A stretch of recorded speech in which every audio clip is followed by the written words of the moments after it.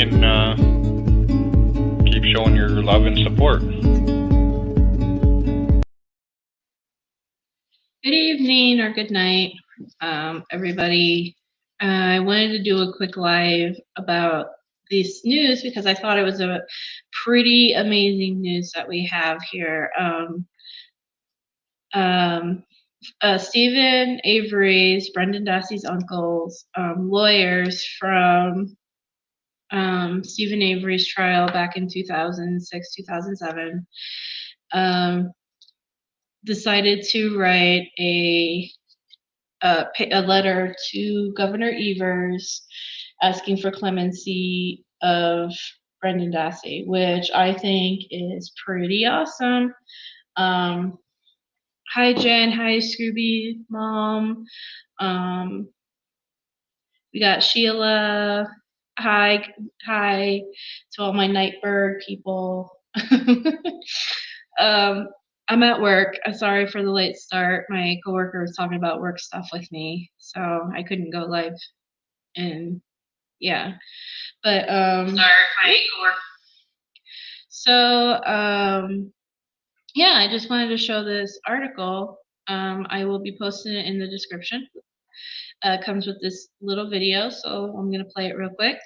Attorneys for Stephen Avery are asking Governor Evers to commute Brendan Dassey's sentence. Dassey was sentenced to life in prison in 2007 for his involvement in the death of Teresa Halbach. In 2019, Dassey petitioned the governor for a pardon. Governor Evers rejected it because it did not meet the requirements for a pardon.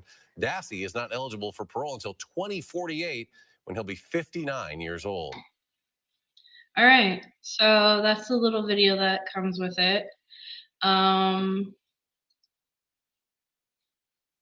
The article, 16 years after Brendan Dassey was arrested in the death of Teresa Halbach, attorneys who represent Dassey's uncle are asking Governor Tony Evers to commute his sentence. By constitutional design, you can be a governor of grace, not of cruelty or cowardice. We urge you now to be exactly that, says attorneys Dean Strang and Jerry Buting wrote in a letter to the governor this week, asking him to shorten Dassey's sentence. Evers has granted more pardons than any other governor in Wisconsin's history, but has not granted clemency in any cases during this term. Dassey petitioned the governor for a pardon in 2019, which Evers rejected because he did not meet the requirements for a pardon, specifically that a sentence needs to be completed and that registered sex offenders cannot be pardoned. So basically, because Brendan is still incarcerated and he is technically a registered sex offender due to the nature of the crime he was convicted of, there are actually 3 qualifications, I believe. One is you have to complete your sentence, and I believe the other one is that it has to have been 5 years since completing your sentence too. So you have to have gone 5 years since you've been released. And you have to also show that you've been in good standing with your community and all that. The people that generally pardon have done that.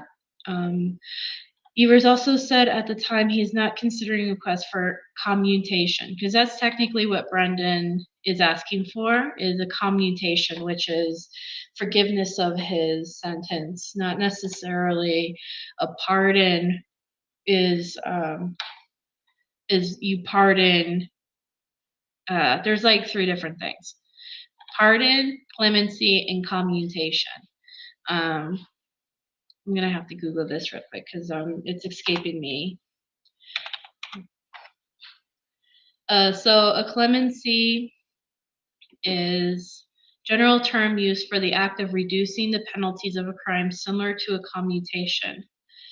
So that's also something Brendan could go for. Also, pardons are actually considered a form of clemency. If you receive a pardon, you are always receiving clemency. But if you receive a clemency, you are not always receiving a pardon. It's complicated. But I think any one of those 3 would benefit Brendan technically. But his lawyers, I believe, were specifically asking for a commutation. So he did reject that back. I believe it was like the week before Christmas or the week of Christmas, which was kind of these things happen like that right before like a holiday, which is kind of shitty, but whatever. Dassey was sentenced to life in prison in 2007 after a videotaped confession he gave when he was 16 years old. In the years since, many have argued that his confession was coerced and should not have been admissible in court based on his low cognitive skills. Those efforts to free Dassey intensified after the release of Netflix documentary Making a Murderer, profiling the case against Dassey and Stephen Avery. The documentary showed portions of Dassey's interrogation, which investigators claimed he would have nothing to worry about, quote unquote, if he, quote unquote, filled in the gaps of what happened to Halbach. In 2016, Dassey was nearly released when a federal judge based in Milwaukee found significant doubts in his confession, but that decision was later overturned by an appeals court, which ruled that there was no legal requirement to overturn the conviction. Now 32 years old, Dassey is not eligible for pardon until 2048, or parole until 2048 when he will be 59 years old. Here's the whole letter. I'm going to bring it up here in a minute. By the way, the only way, in my understanding, the only way that Brendan could get parole in 2048 when he is 59 years old is if you go in front, hey, Claire, is if you go in front of your parole board and you basically, one of the things that they ask during parole board hearings is they say, are you remorseful for the crime you committed? You basically have to admit that, yes, I committed this crime. Yes, I am remorseful for committing the crime. If you cannot do that, generally speaking, you will not be released, because the whole point of going to jail is learning your lesson, right? Like, you're supposed to reform yourself or blah, blah, blah, even though that it sucks, jail sucks. When it comes to reform, but yeah, you're supposed to show that you're remorseful of the crime that you committed. If you're innocent, hey nosy, if you're innocent, how can you be remorseful of something you didn't do? But sometimes you have to bite the bullet. If you like, you can say it's up to the person. Honestly, I don't know. Stephen Avery refused to do that in his first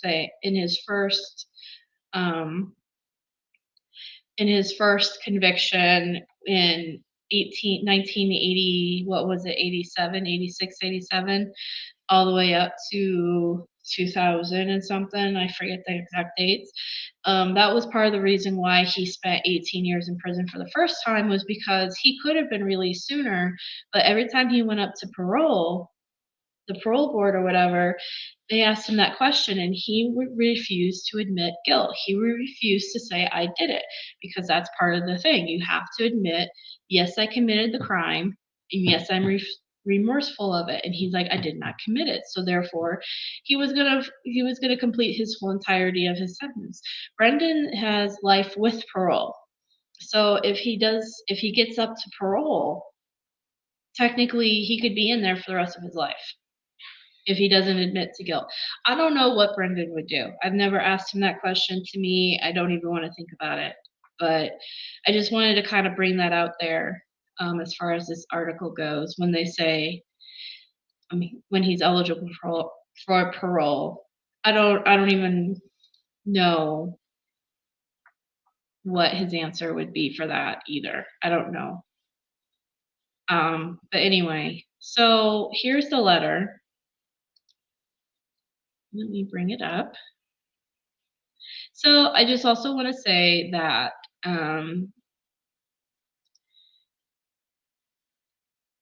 Dean Strang is still a lawyer. He's still obviously, I think they both are practicing lawyers, but Dean Strang has his own law firm. That's why you see Strang and Bradley.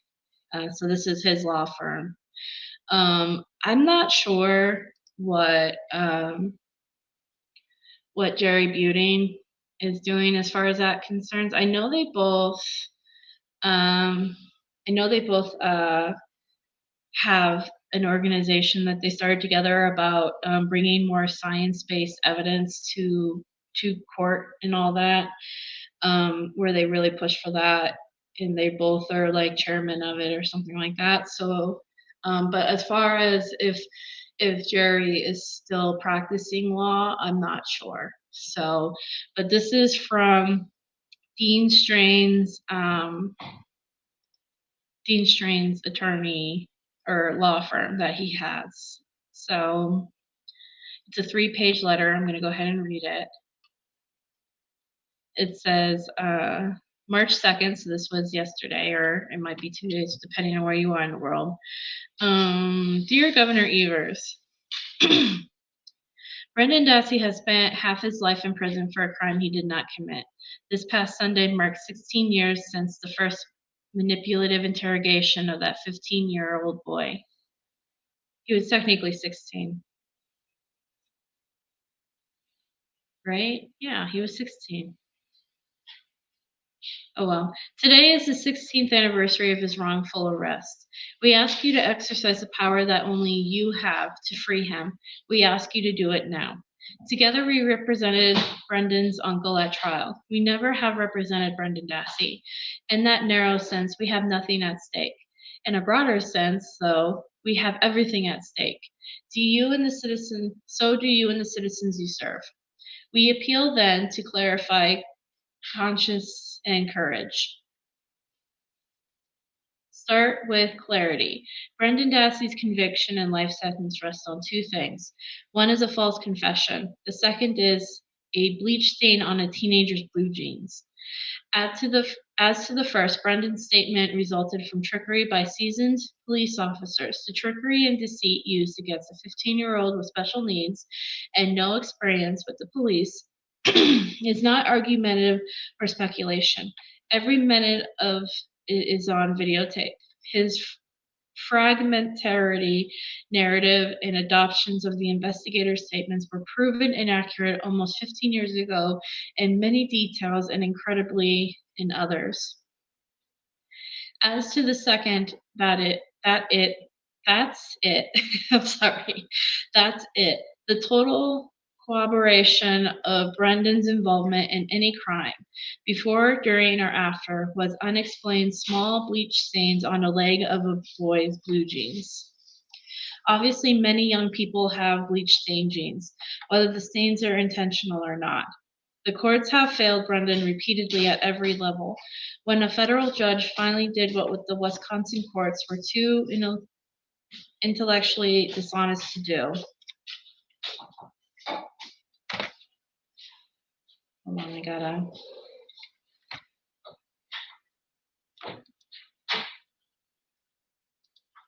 Okay.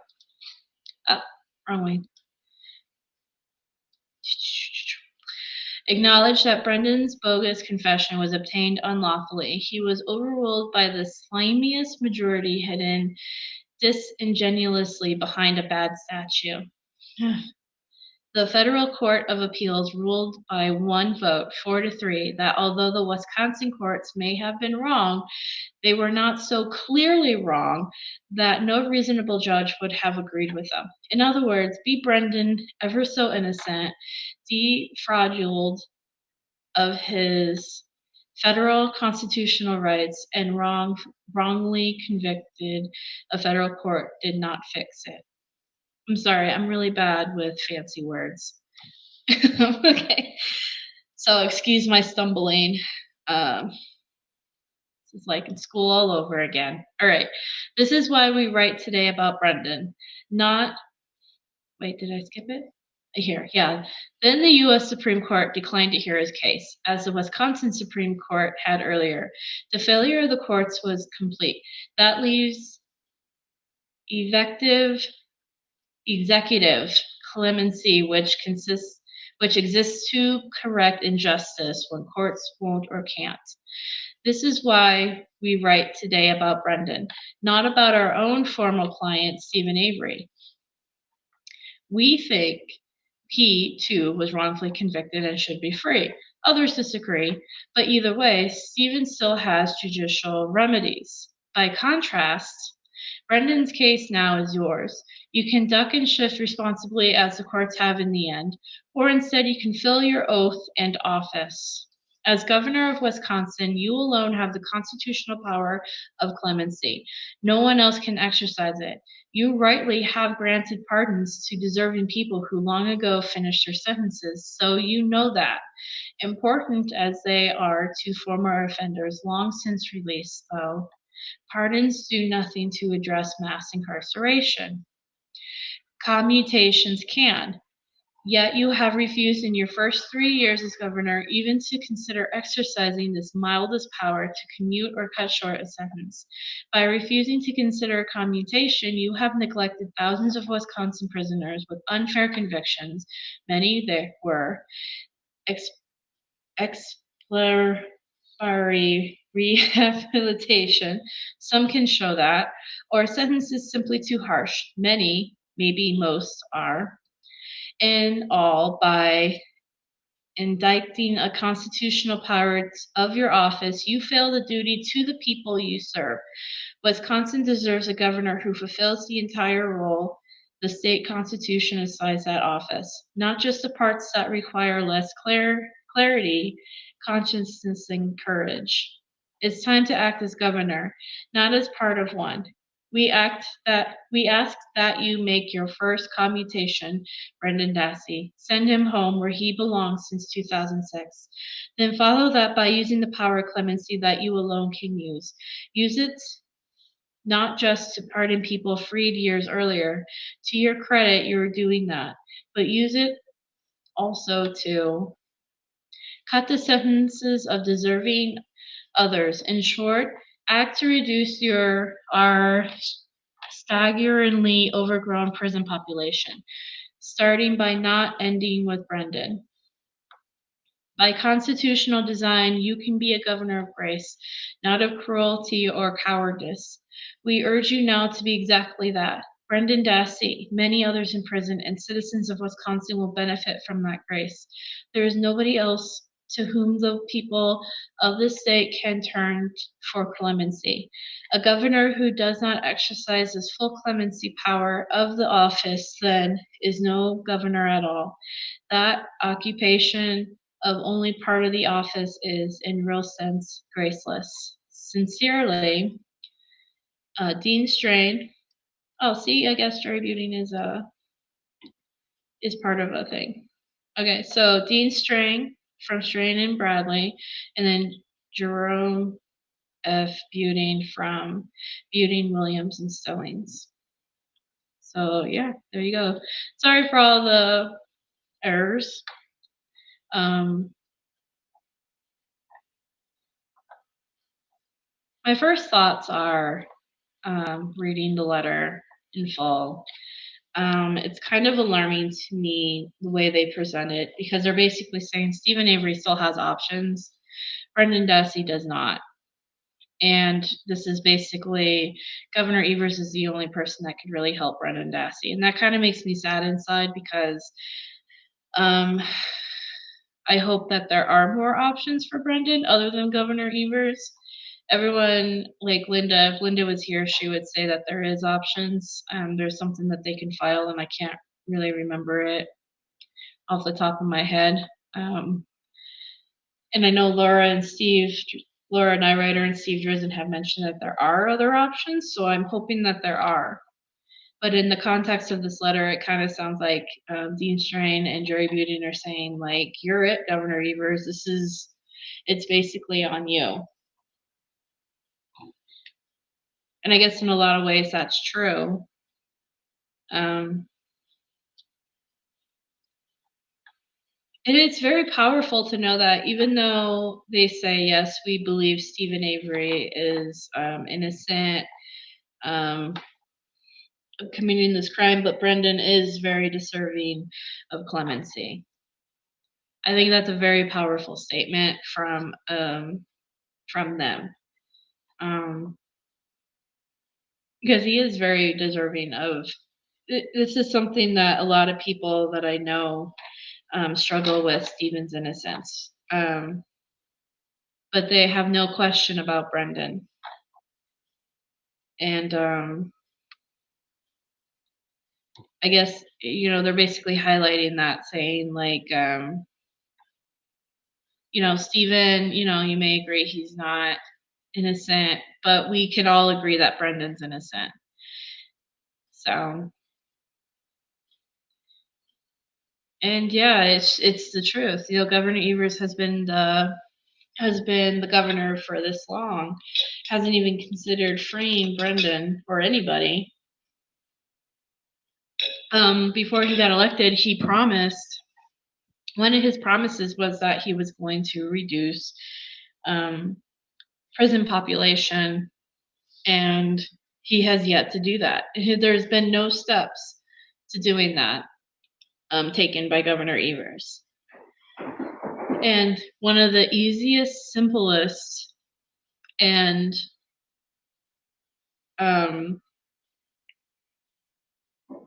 better ways of doing that is to release people like Brendan Dassey. Because even if, let's just pretend we're in a world where Brendan could be guilty. There's no way he could be guilty, but let's play like, okay, maybe he could be guilty. Is Brendan really a danger to society now? He was a kid back then, and he spent 15 years in prison, 16 years in prison, and technically if he took the plea deal, he would be out by now, right? So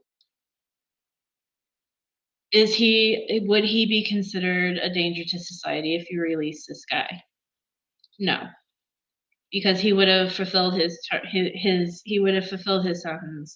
He would have been out already. He would have, been a productive member of society. He would have, you know what I mean? So what's the difference now? He's innocent, right? So why not release him? There's no reason to keep him in there.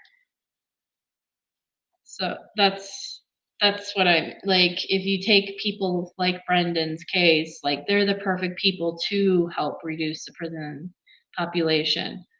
Brendan is the perfect start for that. So I hope this letter reaches Governor Evers and if I don't, he's got 250 experts in the field of wrongful conviction and psychology and all that. And now he's got 2 very distinguished lawyers who work with other wrongful convictions. I don't know what more Governor Evers needs other than a lightning bolt from God saying, you need to do this. I know I say this every year, but for the last 6 or 7 years that I've been involved in this, but I really do hope that this is the year that something happens. I didn't realize, by the way, I mean, I did know it's been a while, but 2019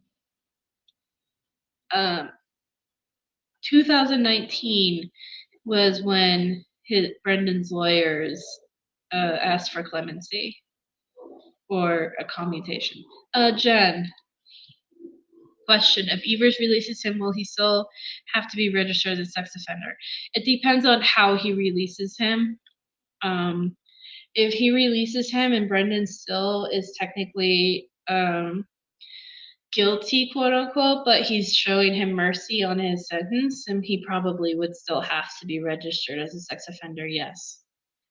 Because it's not necessarily like if he gives him clemency or a pardon, I believe, or I'm not sure actually which one.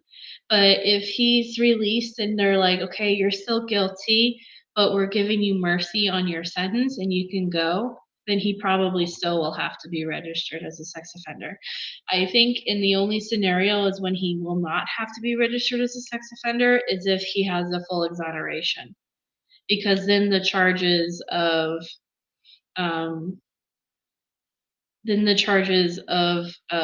because basically he was charged with rape. So then the charges of rape would drop if he had a full exoneration and he wouldn't have to register as that. I think so, but when it's a fight for pardon, then he will be cleared completely. Let's just get him home anyway. Yeah, I used to think, I mean, I still think this. I just want him home irregardless of how he gets home, as far as pardon, clemency, exoneration. And my thing is that if he gets released, even if he took I don't know if they would ever do this for him, if he would even sign it. But I'm just saying, even if they offered him an Alford plea, I'd be like, sign the paper and go home, and then we'll fight for a full exoneration when you're home. Because I mean, right now the name of the game is get this guy home. Once he's home, we can still fight. I will fight until the end of to the end of days, as long as he's also home too. Like, then at least I'll be sleeping better at night. He can too. So, but yeah, he's more deserving. What Brendan's been through is, yeah, you're right. Brendan is more than deserving of having mercy shown towards him. There's been a few judges that I could say really have pulled through for Brendan. Judge Duffin is the one who basically tried to reverse his sentence, but then the state fought it, and then it went to Seventh Circuit and all that. So God bless that man because he looked at it and he said this is wrong and he deserves to be home. There are two judges that I know for a fact that were pro Brendan during the Seventh Circuit. Diane Wood, who did the quote, watching what the investigators did made her skin crawl. Hey, Millbilly. What is that symbol? Is that a high five prayer? I'm sorry.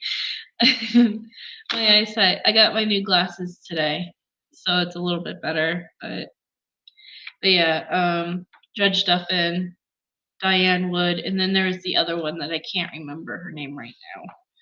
I'm bad with names, but like from the beginning to now, Brendan really hasn't caught a break. And Governor Evers, he is his last saving grace as far as having someone to finally step up and to say this is wrong and this kid needs to be home.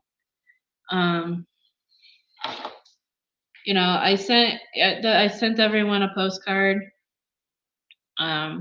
These things, that's something you could write on the back of the postcard when you send it to Governor Evers, saying, you are Brendan's hope. You can be that man that goes down in history that shows mercy and kindness. You can be Brendan's first chance that he never had. He never had it. Judge Fox, all the way up to now, Brendan has never had a first chance. And Governor Evers can truly be that first chance that he never really got. So if you would like a postcard to send to Governor Evers,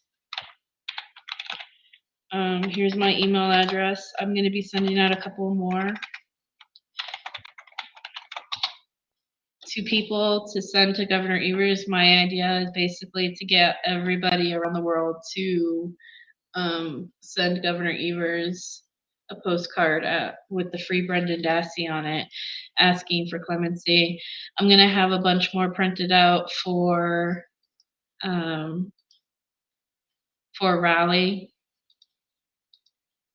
so I could hand out these cards and then have people write a little message, and then at Raleigh after the rally I was going to mail them to Governor Evers there too, so he can get a whole bunch at there. So, but email, write, tweet this letter to Governor Evers. Heck, even email it. Let's remind him that we're all watching him and we're all waiting, and Brendan's waiting too. I'm not sure, John. I know Laura posted it, so I would imagine if Laura saw it that she's gonna tell Brendan next time they have that Brendan has like a little phone call with them. I think it's like once a month. So I'm sure Laura would have mentioned it soon or will. I know I'm going to be hearing from him Saturday, and I'm probably going to tell him about it because I think it's great news. I think it's awesome. So, yeah, he'll find out. I don't know if he knows about it today, though. He probably does. He might have called his mom, and she probably told him. But yeah, I'm going to be posting, like I said, I'm going to be posting the link in the description to that news article and to a link to where you can download that letter if you want to read it yourself or share it around or whatever. Yeah. And also, if you have asked for a postcard and I've mailed them out, I mean, if you have asked for a postcard, let me know when you get them, so that way I know they get to you. If you haven't gotten them yet, let me, like, I'd say if you don't get them by next Friday, let me know and I'll send you some more. The UK people might be a little bit behind. Yes, exactly. That's what I'm saying. I'd rather him be home, fighting for when he's home and safe. I'll, if it takes another 20 years once he's home to fight for his name, I will. But yeah. And I will be seeing you all tomorrow. Oh, and I am going to be dropping new merch tonight, so keep an eye out. So I've already taken the old merch out, and I'm going to be dropping the new merch. So keep an eye out for that. I'm really excited about, especially these designs. They look really nice. I'm really thrilled about it. I'm going to have Linda make a little video on them for the channel. And yeah, well, let's just keep up the good fight. Thank you, and Millbilly, Jen, Claire, Nosy, Sheila. I'm going to say this wrong. Scrubby Mom. Thank you all for being here, for joining me tonight, and I hope everyone has an excellent night, and God bless, and let's keep fighting for Brendan.